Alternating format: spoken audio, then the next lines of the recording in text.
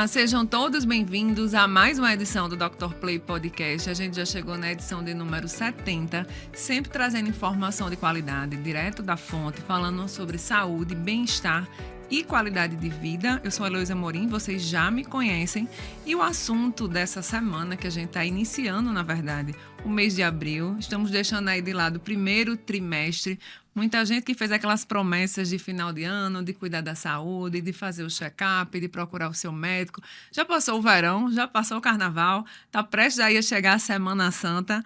E parece que esse projeto, doutor, de deixar ali o carnaval já virou projeto São João. E para estar aqui falando sobre esse assunto, né, falando sobre saúde do coração, eu convidei aqui pela primeira vez o Dr. Carlos André, médico, cardiologista, também proprietário da clínica Rosário de Maria, que está localizada no centro de João Pessoa, no coração da cidade, em frente ali à Praça da Independência, na Dom Pedro I. Seja muito bem-vindo, doutor, aqui a esse espaço. Obrigada por ter tirado um tempinho na sua agenda para estar aqui conversando com a gente sobre saúde do coração. Eu que agradeço, é uma grande satisfação estar aqui, é uma sensação diferenciada, né? A gente estava conversando mais cedo. Para mim é uma satisfação estar aqui com vocês, Heloísa. Boa tarde.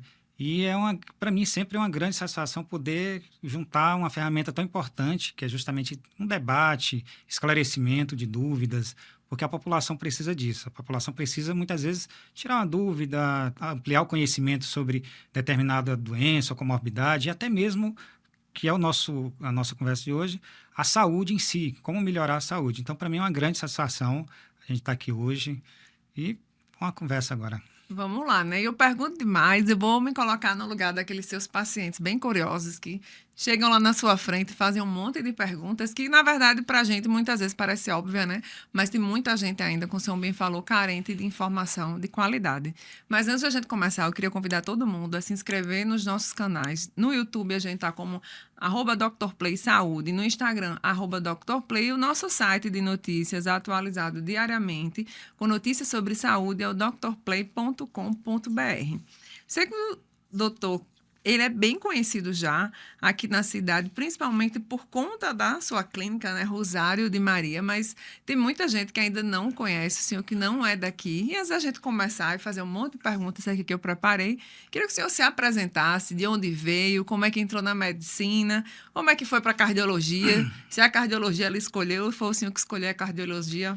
Fale um pouco aqui para a gente antes da gente realmente começar. Pois é, a minha história com a medicina é uma história um pouco longa, porque acredito que na infância e isso é de toda criança, a gente sempre quer ter um lado doutor, um lado médico, né? Uhum. Então, sempre foi algo que eu desejei, sempre foi algo que eu busquei para tentar conseguir ser médico e lutei muito para tentar conseguir. A gente sabe o quanto você tem que se esforçar para fazer um curso da área de saúde, não só medicina, mas todos os outros cursos também. Você tem que ter uma dedicação, você vai lidar com vidas, você vai lidar com pessoas e com tratamento de doenças, então você tem que realmente ter uma capacidade cognitiva interessante para poder fazer um curso desse. Então, assim, eu sou do Piauí, interior do Piauí, de uma cidade um pouquinho quente, chamada de Campo Maior. E desde cedo eu corri atrás para tentar estudar, buscar ser o diferencial. Não consegui de imediato, né, porque realmente ampla concorrência, universidades federais e tudo. Entrei no Exército. No Exército eu consegui ir para outros lugares, para o Sudeste, para o Norte. E dentro dessa condição, já recebendo um valorzinho um pouco melhor, consegui bancar meus estudos, consegui passar na faculdade e fazer o que eu sempre sonhei, que era justamente o curso de medicina. Um pouco difícil, né? Conseguir estudar dentro do Exército, né? Você dentro de um quartel fazer um curso de medicina é um pouquinho complicado. Mas a superação, e quando você quer ser o diferencial, você tem que fazer o que é diferente também. Então, eu estudei, tinha horas vagas que era para estudar, que era para fazer as atividades, madrugada, finais de semana, enquanto você perde o lazer, você ganha por outro lado. Me formei em medicina, tive uma grande oportunidade de, junto com outros colegas que já tinham uma formação há mais tempo, me orientar e buscar ser o diferencial. Porque na medicina, à medida que você estuda, à medida que você consegue ter um conhecimento técnico diferente, você vai trazer um benefício muito grande para a população, para aqueles pacientes que têm a saúde na sua mão. Então, eu tive a oportunidade de sair lá de Roraima, vir para João Pessoa, essa terra maravilhosa que eu adotei como minha, né? Já Larguei tá o aqui há exército. quanto tempo, doutor? Eu estou aqui há 6 anos, indo para o 7º ano. Então, larguei o exército, né? Deixei tudo para começar do zero na medicina. Não me arrependo. Deveria ter feito antes se eu pudesse, mas cheguei na Paraíba, tive a oportunidade de fazer as especializações aqui mesmo em João Pessoa e tive a maior felicidade ainda de participar da primeira turma de cardiologia, que é filha de João Pessoa da Paraíba Olha mesmo. só. A minha turma de cardiologia foi a primeira turma de cardiologistas formados em João Pessoa. Então, para mim, foi um orgulho grande de realmente ter minha formação aqui, que não deixa a desejar com outros grandes centros, de forma alguma. Até porque o grande diferencial é justamente a capacidade que você tem de correr atrás e de buscar ser diferente, né? Então, para mim, foi uma grande satisfação poder estar aqui na Paraíba, poder me formar e fazer especialização aqui na Paraíba também e contribuir com a sociedade paraibana. Muito bom. E aqui ele também, né? Ele não falou aqui, mas ele é professor também, né? Da Sim, FAMEM. sim. Sim, lá na Faculdade Nova Esperança, nós trabalhamos na parte de preceptoria, mostrando aos alunos justamente o que é o diferencial para crescer na profissão. E, logicamente, na minha área de cardiologia, mostrando um pouco, pelo menos ali, o mais básico possível, as doenças cardiológicas, a etiologia, os diagnósticos, para que os estudantes tenham a formação diferenciada. Isso é muito interessante, porque eu mesmo, na minha visão como profissional, eu não mostro somente o lado técnico, eu tento mostrar o lado humano da medicina, principalmente numa área tão sensível que é a cardiologia. E antes da gente começar, deixa eu até aqui também levar em consideração e reforçar que como o doutor ele é responsável técnico também proprietário da Clínica Rosário de Maria, que ela está localizada ali em frente à Praça da Independência, quem é de João Pessoa sabe, quem não é de João Pessoa também conhece.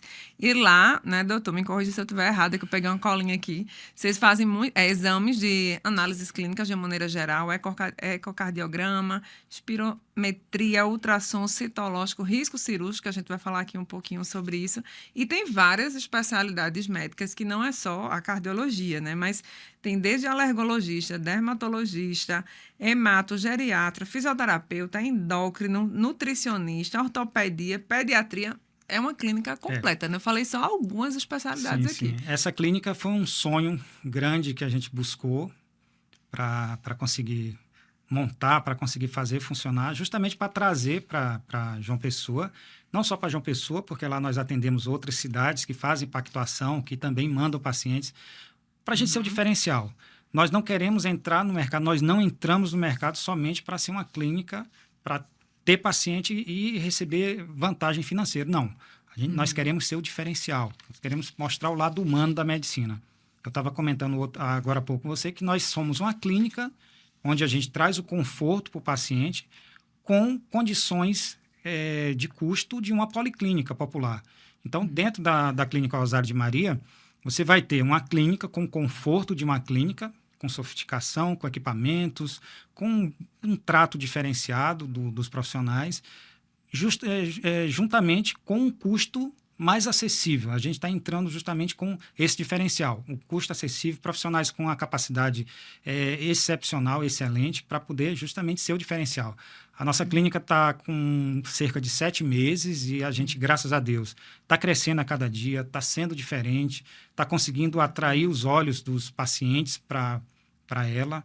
Ela fica numa região muito boa ali, muito próxima na Praça da Independência, que tem acesso ali ao Grande Centro, a Epitácio Pessoa, a praia, e os bairros mais próximos e até as cidades mais próximas, como Bahia, ali Cabedelo também. Então, a gente vem para ser o diferencial.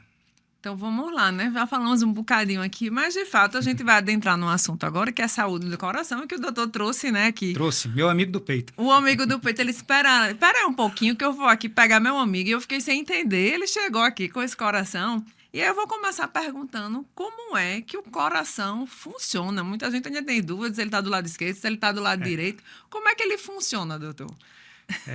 Realmente, eu falei que ia pegar meu amigo do peito, meu inseparável amigo do peito. Entrar na medicina, voltando rapidinho ao que a gente conversou, entrar na medicina é algo muito, hoje, duvidoso para quem faz a medicina, principalmente em que especialização você vai fazer. Agora há pouco eu estava conversando com algumas alunas minhas e elas dizendo, professor, o que eu vou fazer? Doutor, o que eu faço? Como é que eu faço? O que eu faço? E o que eu digo para todos os estudantes de medicina, não só estudantes de medicina, qualquer profissional da saúde, é faça por amor. Faça por amor, que o recurso e a valorização financeira, ela vem por consequência. A minha condição com a cardiologia foi similar. Eu, até a formação, eu queria ser ortopedista. Apesar de eu não ter cara de ortopedista, né? Eu queria ser Porque os endocrinologista. ortopedistas, eles são mais sisudos, mais rígidos, né? E endócrino, pediatra, a gente tem várias paixões, né? Eu falo que a medicina é uma paixão e um casamento. Você namora, mas tem que casar. Você vai ter que casar. E o meu casamento com a cardiologia foi um casamento que foi por indução de amor. Eu realmente não queria cardiologia. Na faculdade de medicina, eu achava a cardiologia uma coisa extremamente difícil, né? Gráficos, eletrocardiograma, e a polarização, e eixos e tudo mais. Mas, com o tempo, quando eu fiz a minha primeira especialização de clínica médica, eu me vi apaixonado por aquilo que realmente eu estou hoje. Foi um casamento, para mim, perfeito. Então, assim, o coração, diante do que todo mundo pensa, realmente é um órgão forte, é um órgão que sofre, é um órgão que dói. Todo mundo diz, o coração dói, que sente, que... Então, ele tem essa sensibilidade e é um órgão, como nós somos uma máquina, é a nossa bomba. O coração é uma bomba perfeita, feita por um ser superior, que no caso é o nosso grande Deus, e que ele tem essa condição de um funcionamento involuntário. O coração é feito por células e a própria musculatura em si, que tem uma ação involuntária e tem essa própria autonomia. Então, o nosso coração, ele é um órgão que ele vai bombear o sangue para o nosso organismo, para o nosso corpo, fazendo com que todos os tecidos tenham essa condição de uma oxigenação adequada e também a própria condição dos tecidos, né, de irrigação e tudo mais. Então, o coração é um órgão que ele tem a sua autonomia, ele funciona involuntariamente, ele tem as 4 cavidades que são totalmente distintas, que vai fazer com que o sangue chegue pelos orifícios, pelos átrios e ventrículos e sigam para o caminho normal, pulmões e corpo todo. E aí, até uma curiosidade agora, dentro do que o senhor estava falando, muitas vezes, na verdade, nós somos seres humanos e em algum momento a gente vai sentir o coração palpitar, às vezes até um pouco desacelerar, mas o que seria considerado normal é a gente não sentir nada, é a gente conviver ali, ele ali batendo, mas a gente sem sentir essas alterações. Quando a gente passa a sentir, né, no nosso convívio ali, as alterações, palpitações, isso é normal ou não é normal? O que é interessante é você viver sem sentir nada. Sim, sim. Na verdade, o nosso coração, pela própria autonomia, nós temos uma condição de normalidade, né? O que é normal para o coração? O nosso coração, ele tem que realmente ter a fração a frequência cardíaca entre 50 e 100 batimentos por minuto, isso dependendo do organismo e dependendo da circunstância que o organismo vai estar. Por exemplo, uma criança ela vai ter um batimento cardíaco mais acelerado, o que é fisiológico, é normal para ela, e um adulto. Então, por exemplo, se uma criança chega com batimento de 130, para ela é normal. Já um adulto com batimento de 130, ele vai ter um desconforto grande, vai sentir aquela batedeira. Então, assim, o mais importante é tudo aquilo que você sentir que foge da normalidade cardíaca. Se você está sentindo algum desconforto, uma dor, coração mais acelerado, vai ter um princípio de tratamento e um princípio de alguma investigação que você tem que fazer para tentar solucionar ou tentar descobrir o que pode estar acontecendo. Que hoje em dia vai desde uma simples, eu digo simples entre aspas, né? Uma ansiedade até mesmo uma doença cardiológica. Então, o mais certo é realmente a pessoa investigar. E como o senhor até falou também aqui nos bastidores, a gente falando de muita gente que procura o cardiologista para fazer um risco cirúrgico e aí se descobre doenças, né, cardiopatias, às vezes uma própria pressão alta, que as pessoas hoje normalizaram demais, né, a tal da pressão alta. E aí eu até queria que o senhor falasse dessas doenças, né, dessas cardiopatias, que elas são silenciosas, né, e muitas vezes a gente só descobre ou quando tem um problema mais grave, né, e se descobriu ali o que foi, ou, por exemplo, num risco cirúrgico. Então, tem gente, por exemplo, que já infartou e não sabia. Existe esse infarto sem a dor no peito e a pressão alta, que muitas vezes a gente se confunde com uma simples dor de cabeça. Então, doenças do coração têm muitas, como é que eu posso dizer, sintomas velados aí? Certo, certo. Essa questão é extremamente interessante. Ela é interessante porque o que acontece? Muitas pessoas, elas possuem problema cardíaco, elas são hipertensas ou elas têm uma outra comorbidade cardiovascular e realmente não sentem, não tem nenhuma complicação, porque muitas vezes o próprio organismo faz uma adaptação àquele quadro, né? Então, um grande erro que muitos de nós carregamos e a própria sociedade tem em si, os pacientes quando chegam na clínica, aí dizem, doutor, eu sinto uma dor de cabeça, eu vou ver lá, minha pressão está aumentada. Então, eu já sei que minha pressão está alta quando eu estou com dor de cabeça. Então, assim, é um mito que a gente carrega que a pressão arterial vai dar dor de cabeça. A pressão arterial, ela realmente é silenciosa, ela não dá dor de cabeça. O que nós vamos ter, por resposta fisiológica, como até mesmo um reflexo primitivo do nosso corpo, é que a dor gera um estresse fisiológico e eleva a pressão. E se você já é hipertenso, raiz, né, se você já tem a sua pressão elevada, diga-se de passagem, a pressão acima de 14, recentemente nós tivemos um congresso europeu que dividiu, que certamente as diretrizes brasileiras vão seguir também essa condição. No Congresso Europeu, eles estipularam que a pressão arterial ela tem que ser até 12/8. Então, 12/8 vai ter uma norma-tensão, uma pressão normal. Acima de 12/8 até 14/89, a gente vai ter uma pressão elevada. E acima de 14/89, acima de 14/8, nós vamos ter realmente o que nós chamamos de hipertensão arterial. Então, assim, a pressão ela é silenciosa, sim. A pressão é um reflexo primitivo que nós vamos ter de uma determinada alteração. Por exemplo, se a gente está numa savana africana, vem um leão, o que você vai fazer? Seu organismo vai desencadear um conjunto de fatores que a gente chama de reflexo primitivo. Adrenalina. Descargas adrenérgicas, vai dilatar a pupila, abrir os brônquios, o coração vai acelerar, a pressão vai elevar, que é para você enfrentar o perigo ou fugir dele. Então, a nossa pressão arterial ela é justamente isso. Você vai ter a dor e elevar ela. Para que nós tenhamos condições de avaliar, é justamente o controle precoce. Procurar o atendimento médico assim, mais vezes. Hoje em dia as pessoas não vão, aí quando vão é porque precisa, que nem você falou, vai fazer um risco cirúrgico. Aí no risco cirúrgico, você vai lá e a pressão está 16/10. Não, mas eu nunca senti nada, minha pressão é silenciosa, a pressão está alta porque eu estou aqui no hospital. Tem um conjunto de fatores, mas o mais importante é realmente, precocemente, procurar profissionais de saúde para que já possam investigar essa condição.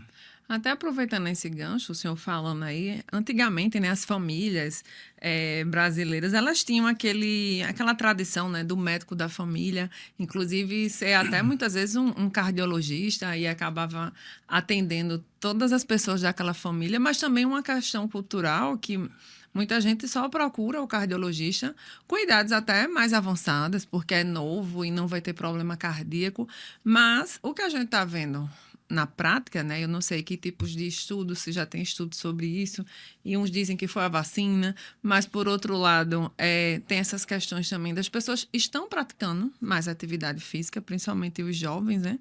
E estão tendo muitos infartos aí fulminantes, estão perdendo a vida. Isso está até algo comum acontecendo bastante. Então, essa questão do mito de se procurar um médico acima sei lá, depois dos 40 eu vou procurar um cardiologista. Por que as pessoas têm aquele controle de vou para o ginecologista, vou para um urologista, mas não tem ainda esse hábito frequente de procurar um cardiologista, de fazer o seu check-up, independente da idade? Até queria que você orientasse qual é o ideal, a partir de quantos anos também?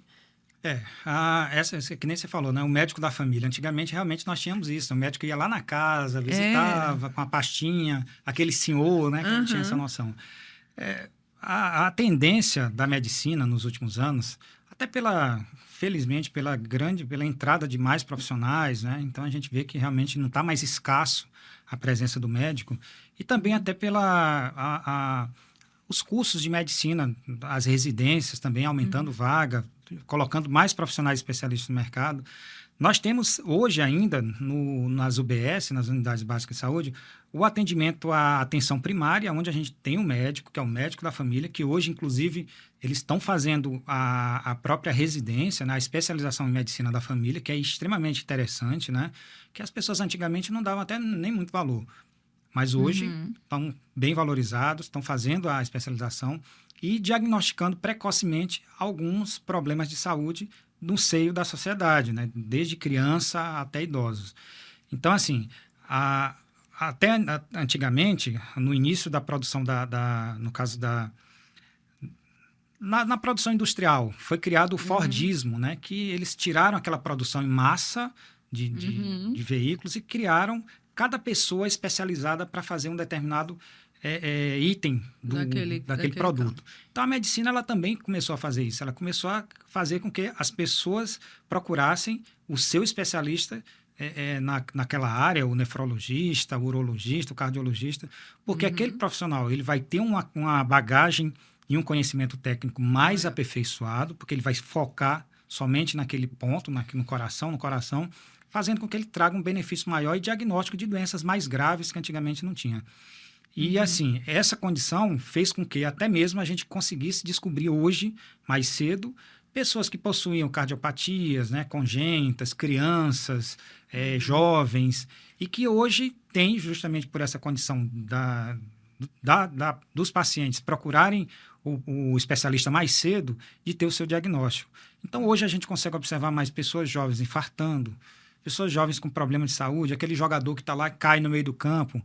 Então, a gente consegue expor mais essa condição justamente porque os especialistas eles estão mais em cima, né?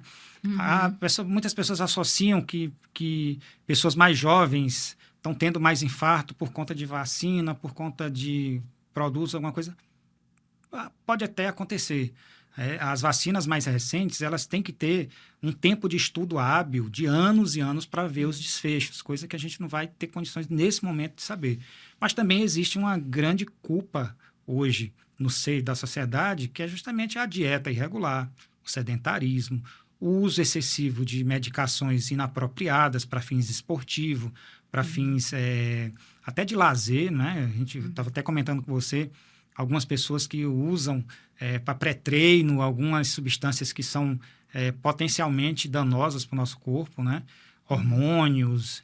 Então, assim, o conjunto de comportamento e também de atitudes e produtos que a sociedade hoje em dia está fazendo uso faz com que a gente consiga observar hoje, assim, crianças tendo infarto, adolescentes, tudo isso também. Até muitas crianças já estão entrando nessa vida de atividade, até nas escolas bem mais cedo também. Na verdade, às vezes é um funcional kids, e aí até trazendo o gancho para o que o senhor estava falando, quando a gente resolve fazer alguma atividade física, né? Então, muitas vezes a gente, vou mudar meu corpo, vou mudar meus hábitos, procura o personal trainer, procura um nutricionista ou um nutrólogo, mas nem sempre isso vem casado de procurar um cardiologista.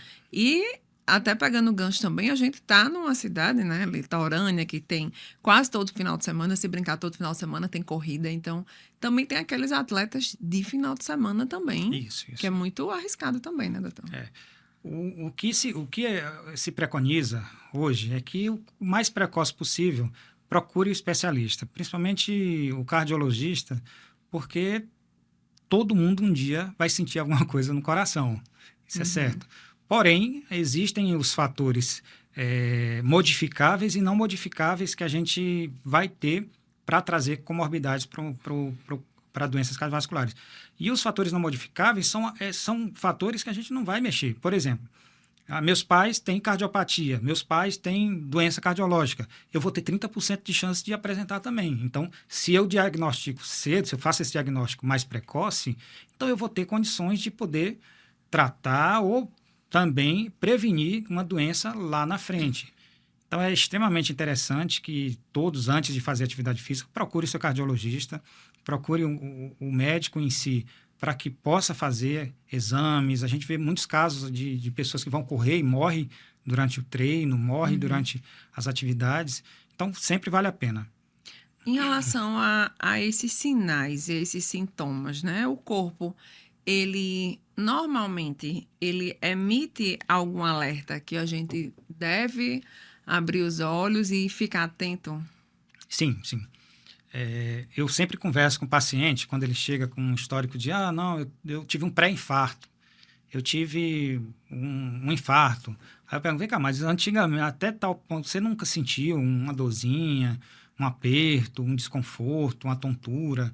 Porque muitas vezes você vai ter aquela condição silenciosa da doença, né? Que é insidiosa. A doença vai surgindo.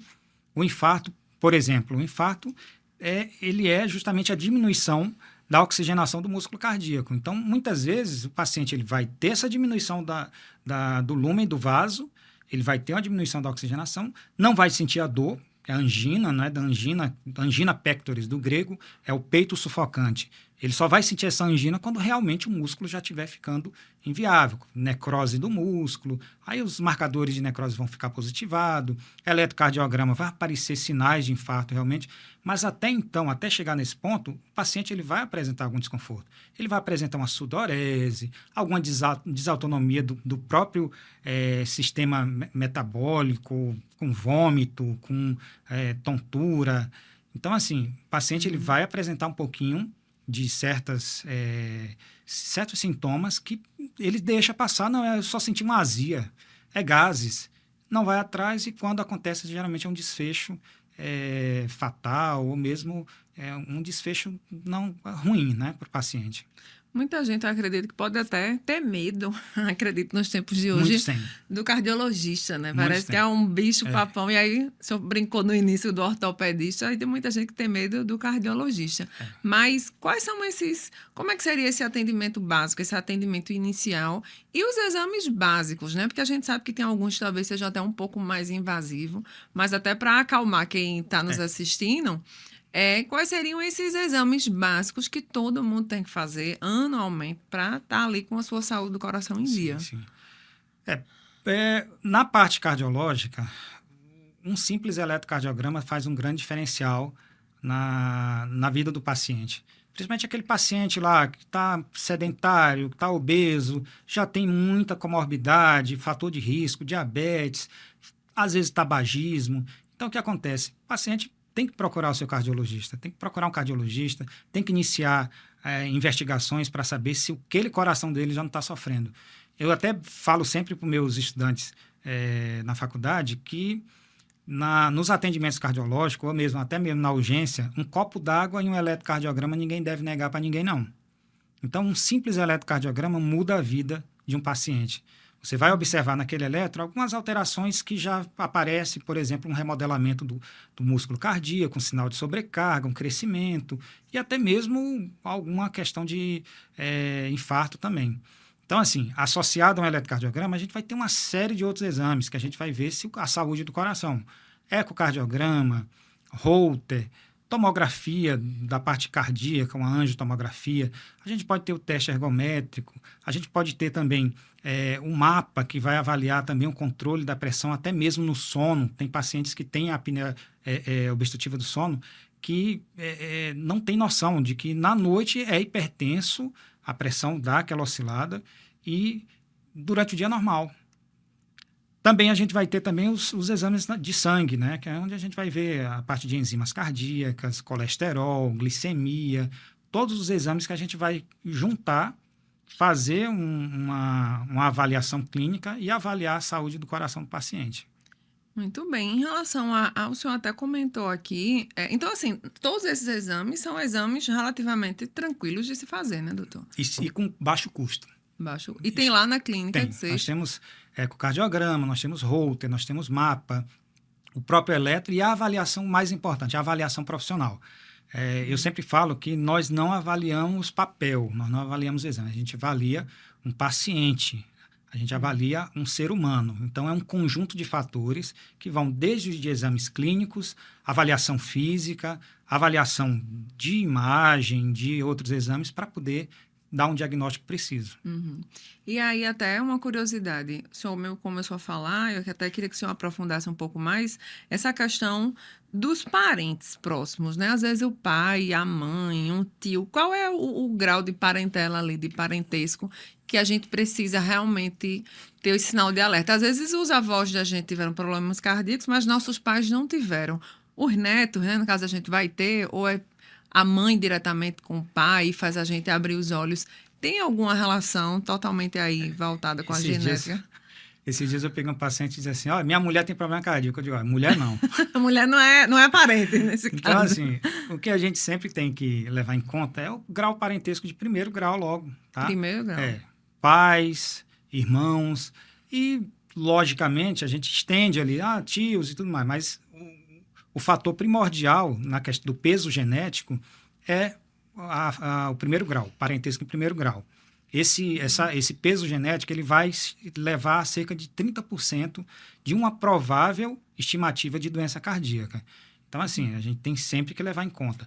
E, como eu lhe falei mais cedo, se o paciente já tem esse peso genético, aí sim que ele tem que procurar o médico precocemente. Então, não, meus pais eram hipertensos, então certamente eu tenho uns 30% de chance de também ser. Então, eu tenho que já, desde cedo, mudar hábitos, fazer todo aquilo que preconiza para tentar deixar a saúde do coração mais em dias. E 30% é muito alto, né?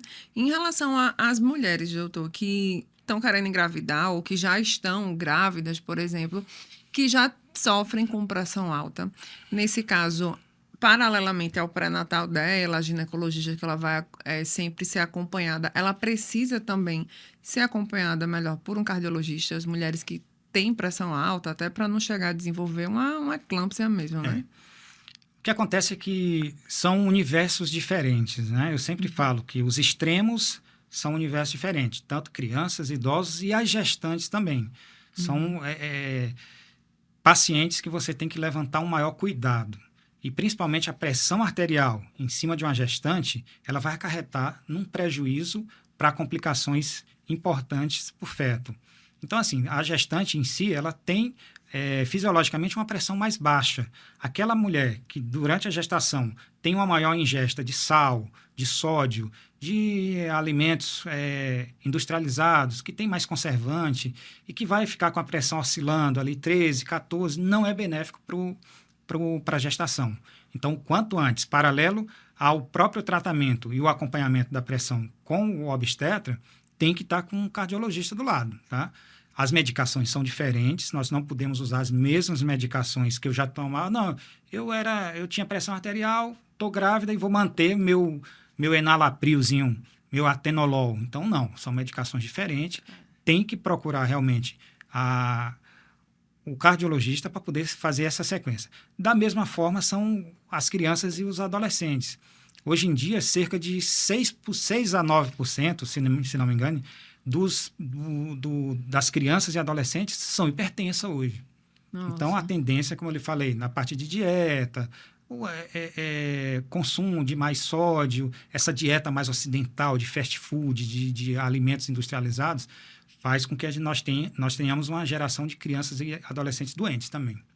E aí, até queria saber também em relação à questão dos medicamentos, né? O que acontece? Que eu acredito que talvez o senhor receba muito paciente com esse perfil.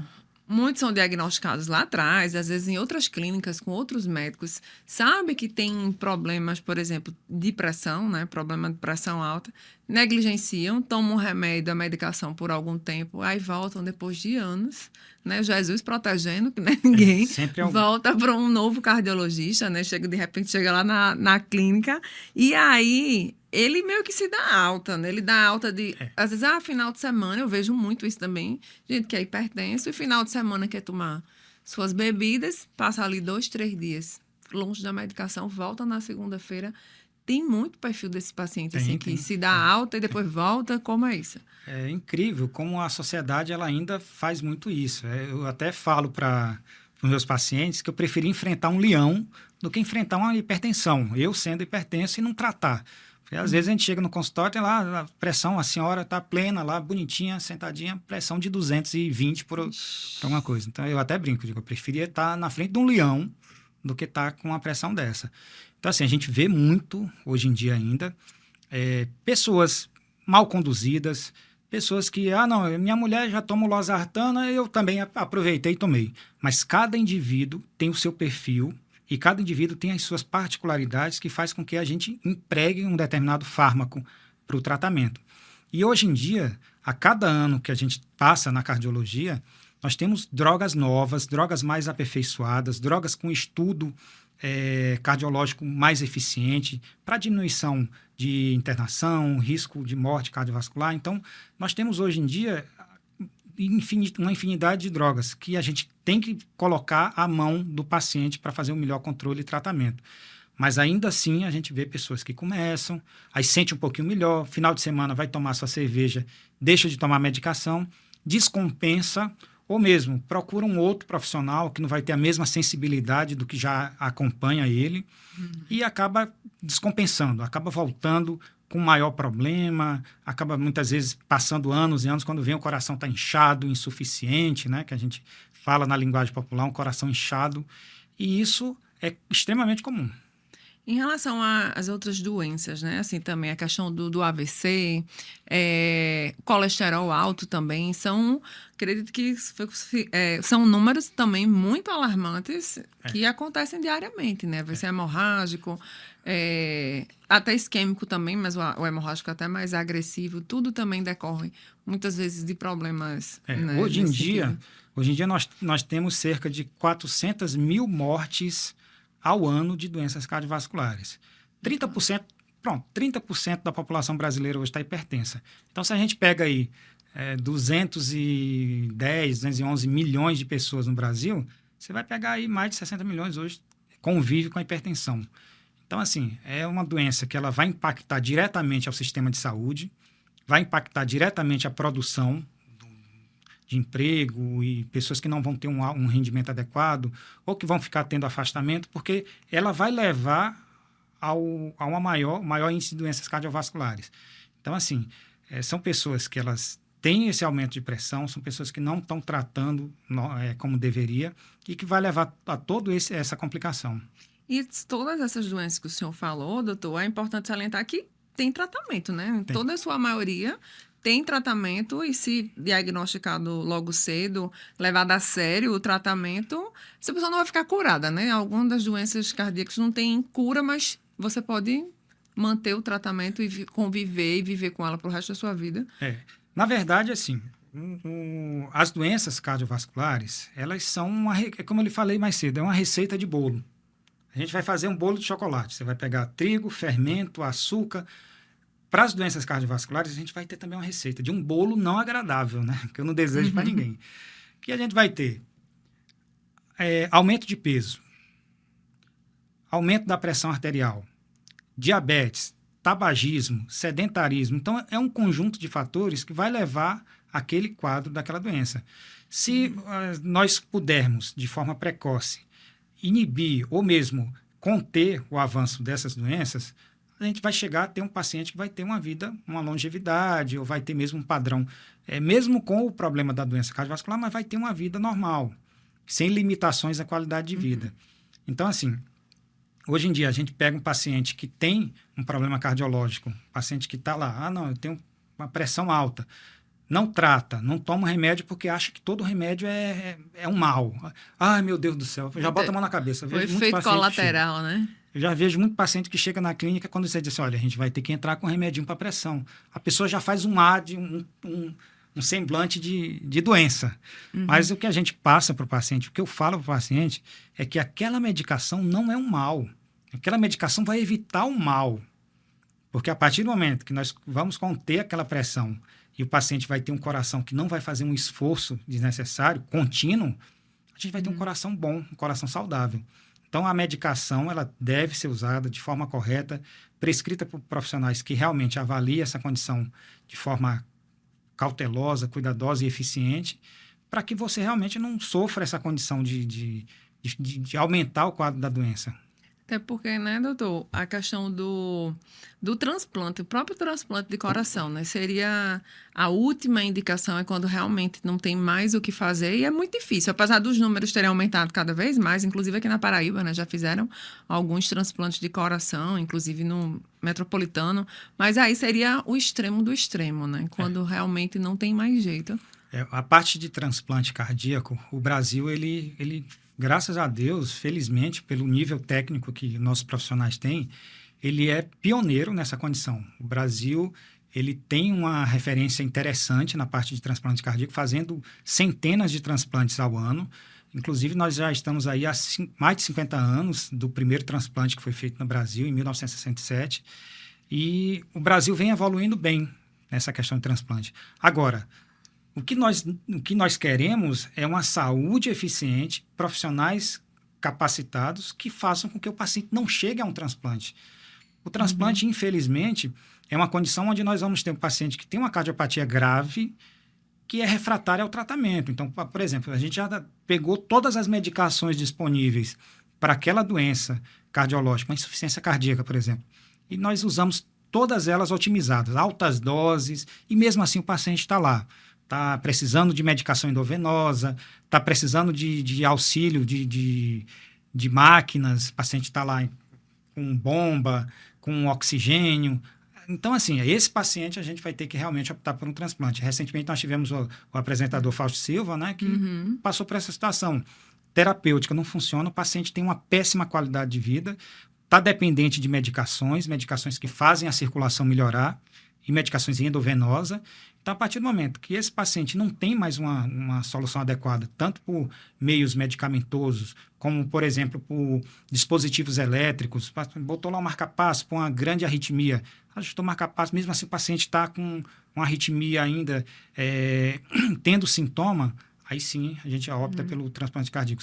Mas sabendo que, apesar do Brasil ter uma boa condição para transplante, todo o transplante cardíaco ele requer ainda muito detalhe, muita dificuldade até. Desde a captação do órgão até mesmo para a doação, porque hoje em dia as pessoas ainda têm aquela condição meio fechada de não querer doar, e a família também... Resistente, né? Tem essa resistência.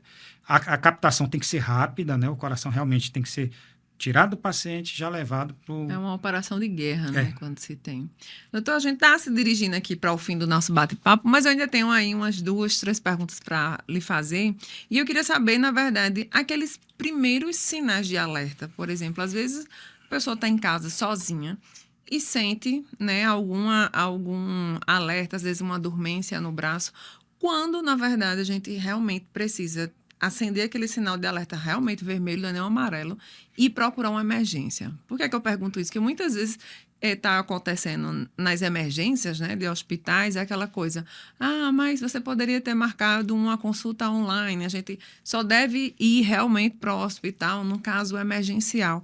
Mas em relação ao coração é até às vezes um pouco difícil, como também outras doenças. Então até leva esse paciente a fazer uma automedicação, né, ou procurar a farmácia, se automedicar e vai estar velando um problema que pode ser maior. Então, qual seria alguns alertas emergenciais, eu estou falando realmente emergencial, de procurar ajuda de um vizinho, se a pessoa não conseguir dirigir, enfim, de realmente procurar um hospital, porque a questão do coração, às vezes, segundos, minutos ali, faz toda a diferença, né? Na parte cardiológica, a grande emergência que nós temos é o infarto agudo do miocárdio, né? Que é justamente a obstrução das artérias coronárias, fazendo com que o paciente venha a ter uma morte súbita, né? Então, numa urgência, o paciente está numa emergência, o que o paciente vai sentir que realmente, nesses momentos, ele tem que realmente ter uma ação imediata para poder procurar um serviço de pronto-socorro, um serviço de urgência. Então, assim, como eu mencionei há pouco, o termo angina pectoris, que todo mundo fala, está anginando, está anginando. Angina pectoris é a própria dor cardíaca. E a essência da etiologia do nome é um peito sufocante. Então, o paciente que ele vai estar infartando, ele vai sentir uma dor no peito extremamente forte, é uma dor constritiva, uma dor em aperto. Ela não é aquela dorzinha como eu até aprendi na Paraíba, que achei interessante, a dor chuchando. Então, eu aprendi esse termo na Paraíba e muitos pacientes chegam, doutor, tem uma dorzinha chuchando aqui embaixo do peito e tudo. Então, É assim, como se fosse ela dá e desaparece. é pulsátil, né? Uma dor pulsátil. Então, o que eu falo para os pacientes... Não é essa a dor. Não. A dor cardíaca, ela é uma dor no centro do peito. O nosso coração, ele é central, com um pequeno desvio do ápice dele para a esquerda. Ele não é do lado esquerdo. Muita gente também tem essa mania de dizer, eu estou com a dor do lado do coração. O Mas nosso ele coração, ele é central. no centro do peito.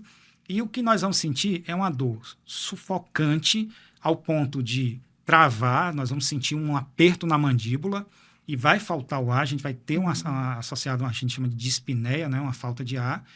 E isso vai fazer com que realmente você tenha uma desautonomia. Muitas vezes você vai ter vômito, você vai ter uma sudorese, um suor frio, você vai ter um mal-estar, uma sensação de se esvalecer, né? As pessoas vão ter uma sensação de desmaio, de uma síncope, ou até mesmo uma chama de lipotímia, que é aquela sensação de que você vai desmaiar. Então, assim, essa dor é uma dor importante no centro do peito, que você, nessa situação, tem que procurar. Como é que essa dor aparece? A dor, ela vem de um coração que está sufocando, de um músculo cardíaco que está necrosando, está perdendo a viabilidade pela falta de oxigênio. Então, o que acontece é que você vai realmente sentir uma dor intensa, uma falta de ar, e nessas condições procurar o quanto antes o pronto-socorro, só lembrando que quando você tem essa sensação de um peito sufocando, é porque você estressou o coração, então geralmente é no esforço.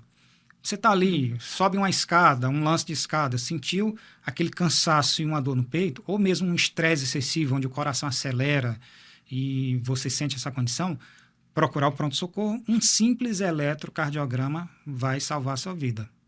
Doutor, e a gente aqui problematizou bastante, porque na verdade a gente quer que as pessoas se identifiquem, criem esse alerta e procure um cardiologista, né? Não faça essa automedicação. A questão também do formigamento no braço, na mão também, que muitas vezes a pessoa sente e, passou, deixou para lá. Uma dormência também, algum dos membros também são sinais? Isso acontece muito também.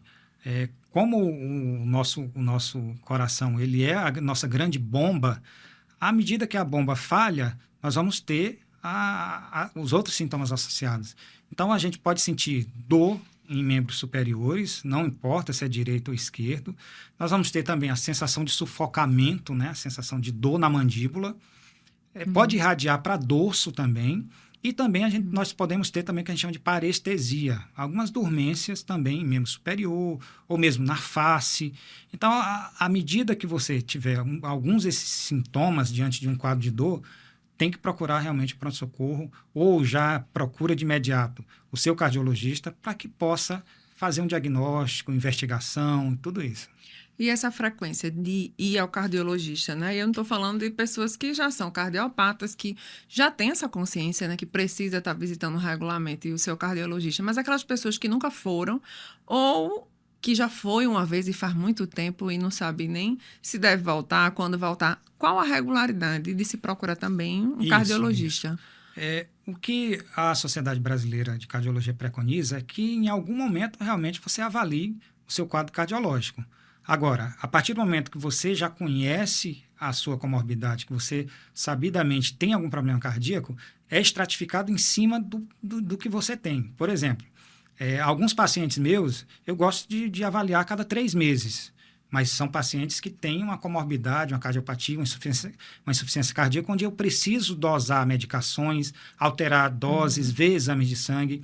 Agora, não, eu não tenho um problema cardíaco, eu nunca fui no médico, eu estou com 30 anos de idade, eu estou com 40 anos de idade, e eu queria saber como está a saúde do meu coração. Então, o que a gente orienta é que vá pelo menos uma vez ao cardiologista, fazer exames de sangue, eletrocardiograma, ecocardiograma, ver a saúde do seu coração e, a partir daí, se tiver alguma comorbidade, já tratar, já fazer o controle com maior frequência ao seu médico cardiologista. E não tomar susto, né? Não ser surpreendido. O que a gente tem que evitar é a surpresa. No militarismo, tem um ditado que diz assim, você tem que surpreender e não ser surpreendido. Então, o que nós queremos para a nossa saúde é surpreender. A gente tem que se antecipar a problemas e evitar ser surpreendido por algo desfavorável. Doutor, eu sei que tem muita gente, a gente realmente agora, né, tá se dirigindo aqui para o fim. Eu gostaria de fazer até mais perguntas, mas eu acho que eu fiz quase todas e até um pouco mais também. Mas eu queria que o senhor desse um alerta, uma orientação para quem está nos assistindo de como cuidar dessa saúde do coração. E eu não estou falando dessa questão farmacológica, né, que aí a gente sabe que tem remédio para tudo, alguns com mais efeito colateral, outros com menos, mas para a gente não chegar a esse ponto, né, da doença em si, mas da parte de prevenção, né? Porque nunca é tarde para a gente mudar de estilo de vida e se cuidar, né? Nas doenças cardiovasculares, eu sempre falo para o pessoal que é muito simples, é muito prático você hoje ter uma saúde do coração em dias. A primeira coisa o que a gente institui para o paciente como primeira terapêutica é justamente mudar o estilo de vida. A mudança do estilo de vida já vai impactar diretamente no tratamento, diretamente e de forma positiva. Hoje em dia nós temos dietas como a dieta do Mediterrâneo, a dieta DASH, né, a DASH, que são dietas também apropriadas para controle de pressão, para controle de desfechos cardiovasculares necessários, né, não eficiente, cessar tabagismo, uso moderado de álcool, baixar o peso, atividade física regular. Então, assim, a atividade física, principalmente, são fatores e medidas terapêuticas que você não vai contestar, é incontestável. Toda atividade física vai trazer um benefício cardiológico, até mesmo para pacientes que são cardiopata e que possam ter alguma contraindicação de esforço físico. Mas nós sabemos que, mesmo assim, a atividade física vai ter um benefício muito grande. Então, o que nós orientamos e o que nós pedimos para a população é justamente que a mudança de estilo de vida seja sempre superior. E, lógico, junto a isso, diminuir o uso do álcool, cessar tabagismo. O cigarro ele é o grande vilão também. Diminuir a quantidade de sal, açúcar, controle das comorbidades, diabetes, estresse. Hoje em dia, infelizmente, a doença do século é o estresse, a ansiedade. Então, infelizmente, afeta isso diretamente. no dia a dia, no consultório, eu vou dizer assim, mais de 50% dos pacientes hoje são afetados pela ansiedade, pelo estresse. E isso piora diretamente as doenças cardiovasculares, aumentando a pressão, aumentando o ritmo cardíaco, que vai prejudicar uma doença. Então, assim, o controle do estresse é essencial. A atividade física, o lazer. Em relação à circunferência abdominal, eu lembro que eu já vi isso em algum lugar, que existe também uma proporção aí da questão da circunferência abdominal masculina, feminina, que tem a ver também relacionada à probabilidade de doenças cardíacas. Isso. O grande problema é porque a circunferência abdominal, ela juntamente com aumento da pressão, aumento do peso, a gente vai entrar num quadro que a gente chama de síndrome metabólica. Então, a síndrome metabólica é um conjunto de sinais clínicos que você vê um mau prognóstico para aquele paciente. Até porque, assim, a circunferência abdominal, ela vai indicar que aquela região do abdômen, ela é onde vai possuir mais aquelas gordurinhas viscerais, que são prejudiciais para o coração também, que tem uma maior suscetibilidade de doença aterosclerótica, de gordura nas artérias da coronária, né? Então, assim, o aumento da circunferência abdominal está ligado diretamente à presença de aterosclerose, né? A presença de gordura nas artérias. Então, a gente também tem que ficar muito atento a essa condição. Doutor, olha, muito obrigada por essa aula que a gente recebeu aqui, né? Não é todo dia que a gente também recebe um professor também que assim explicou de maneira completamente didática para quem está nos assistindo. Mas eu queria também que o senhor deixasse um alerta final aí, um convite para essas pessoas que ainda assim assistirem e estão na dúvida e dizer, você precisa levantar da cadeira agora, marcar o seu cardiologista, né? Lá na clínica do Rosário aqui, deixa eu até relembrar aqui para todo mundo que está localizada na Dom Pedro I, no centro, Clínica Rosário de Maria, né, em frente à Praça da Independência. Tem vários exames lá de todos os tipos, especialistas. Acredito que quase todas as especialidades médicas tem lá, né? Pode ser assim dizer. E deixe também suas redes sociais, o dia que o senhor atende também, para as pessoas que estão procurando. Mas dê uma puxada de orelha aí, um recado para quem está nos assistindo. Hoje, realmente, tem que ser puxado a orelha mesmo. A gente tem que induzir aos pacientes, à sociedade em si, que mude o estilo de vida. Nós moramos numa cidade e num estado onde tem litoral, onde a gente tem São João, né? Todo mundo já está se preparando para São João. Então, assim, a saúde tem que prevalecer. É atividade física, controle alimentar, visita regular ao profissional de saúde, ao cardiologista, ao endócrino. E na nossa clínica, na Clínica Osório de Maria, nós vamos ter todas as especialidades. Eu estou todos os dias lá, né? Estou tendo a oportunidade de estar todos os dias.